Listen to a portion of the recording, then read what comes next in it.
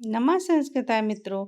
आज हम सभी उत्तर रामचरितम की कुछ महत्वपूर्ण सूक्तियों का अध्ययन करेंगे। इससे पहले हम लोगों ने पिछली वीडियो में इसका अध्ययन किया था।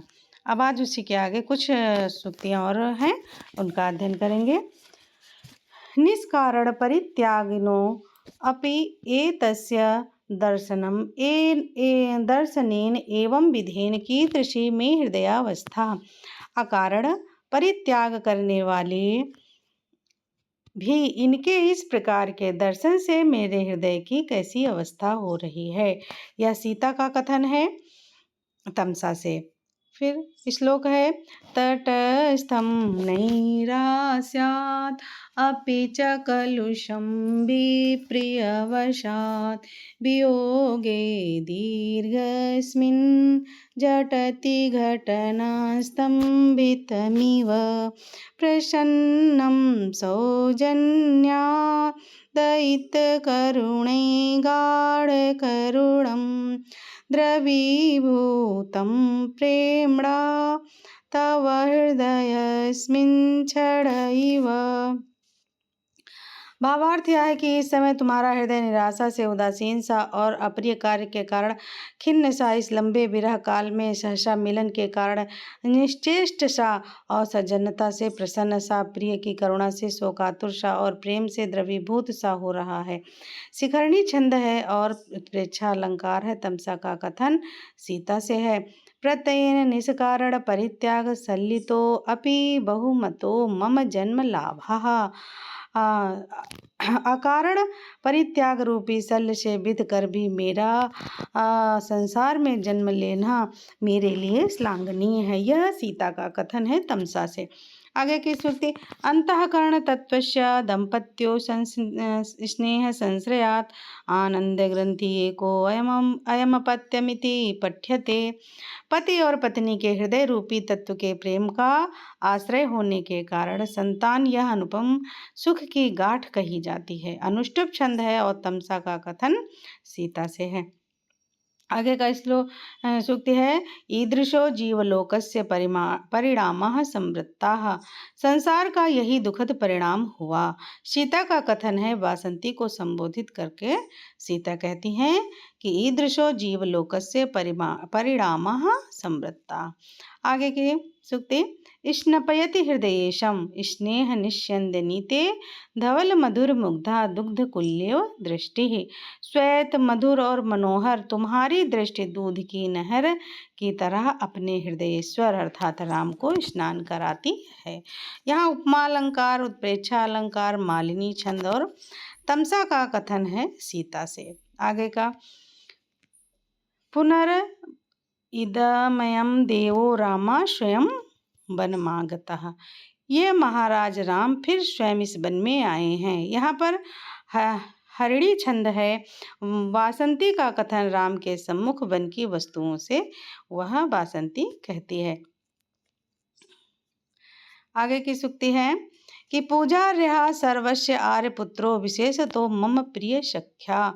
आर्यपुत्र सभी के पूजनीय हैं, विशेष रूप से मेरी ही प्रिय सखी वासंती के।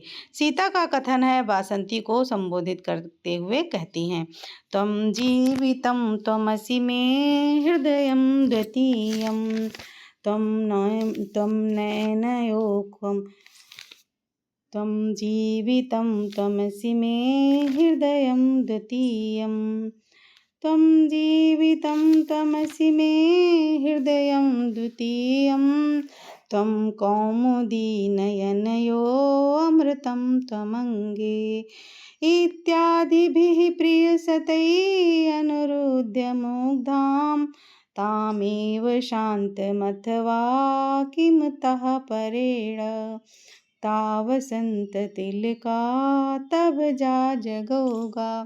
यह बसंती का कथन राम से है कि राम द्वारा सीता से पहले कही गई बातें हैं और वसंतलिका छंद में है। आक्षेप अलंकार और 10 रूपक में यह श्लोक काक केली के उदाहरण स्वरूप लिया गया है कि तुम मेरा जीवन हो, तुम ही मेरी दूसरा हृदय हो।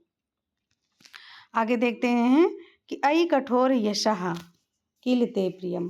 अयि कठोर यशः किल ते प्रियं किम यशो ननु घोरमतः परं किम भवद्विपिने हरिणीदृशः कथयनाथ कथम बत मन्यसे। यहाँ द्रुत विलंबित छंद है और वासंती का कथन है, उपमा अलंकार यहाँ पर दिया गया है। एवं प्रलपंतम प्रलापयसी, जो इस प्रकार विलाप करते हुए राम को और रुला रही है, यह सीता का कथन है बासंती से। फिर पूर्वोत्पीडे तटाकस्य परिवाह प्रतिक्रिया शोकक्षोभे च हृदयं प्रलापैरेव धार्यते। तो ये अर्थात तालाब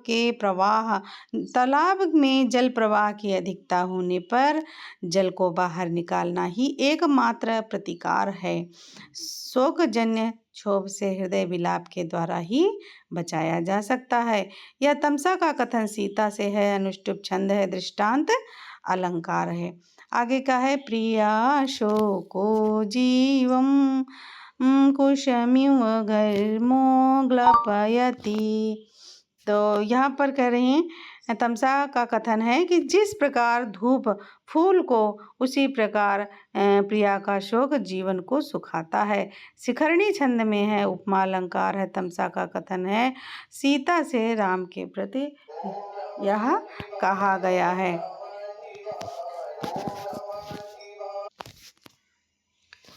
आगे का श्लोक है किमिति किल ऐसा मंस्यत ऐसा परित्याग एषो अभिसंगः इति। भावार्थ है कि यह तमसा क्या सोचेगी, यह परित्याग और यह आसक्ति। यह तमसा से सीता मन में सोचती है तमसा के लिए कि यह तमसा क्या सोचेगी, यह परित्याग और यह आसक्ति। किमिति किलेशा मंस्यत एष परित्याग एषो अभिसंग इति, यह सीता का कथन है। फिर आगे की सूक्ति है ईको रसः करुण एव निमित्त भेदात्, अर्थात एक करुण रस ही है जो कारण भेद से भिन्न होकर पृथक पृथक परिणामों को प्राप्त करता सा प्रतीत होता है। वसंतलिका छंद है और उपमा अलंकार पूरे श्लोक में है। तमसा का कथन है सीता से। तृतीय अंक के अंत में गंगा, पृथ्वी और वाल्मीकि और वशिष्ठ की प्रार्थना की गई है। अगला हम लोग देख लेते हैं गुड़ा पूजा स्थानम गुड़ी सुनाचा लिंगा नाचा वयः, माने गुणवानों की पूजा, गुणवानों के में गुड़ ही पूजा के स्थान होते हैं, न कोई विशेष चिन्ह या न आयु। अर्थात जो गुड़ी व्यक्ति होता है उसके गुण ही पूजित होते हैं, उनकी विशेष चिन्ह और आयु नहीं। शिखरणी छंद में अर्थांतर न्यास अलंकार है और अरुधंती का कथन कौशल्या से है। मित्रों, यह हम लोगों की महत्वपूर्ण उत्तर सूक्ति उत्तर रामचरितम से पूरी हुई। नमः संस्कृताय मित्रों।